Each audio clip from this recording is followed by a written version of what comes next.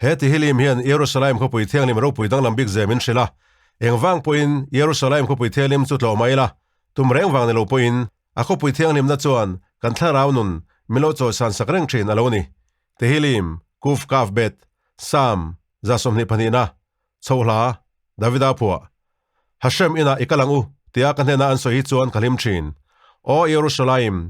ikul kong khar chunga kan ke te adin tak hi Jerusalem ko pui din chu nam sang te pum khata zom khom tu ko pui angani chuta chuan ham te chu an kal so thin pathian nam than te chu Israel mi puitam tak in to khom tu le Hashem hingalom tu soi turin chuta chuan orel nan lal thutleng te hunan ni sia Davida chung kolal thutleng te ngei chu Jerusalem thamona turin dil ro nang mangai tu te chuan nun khonom na nei ro se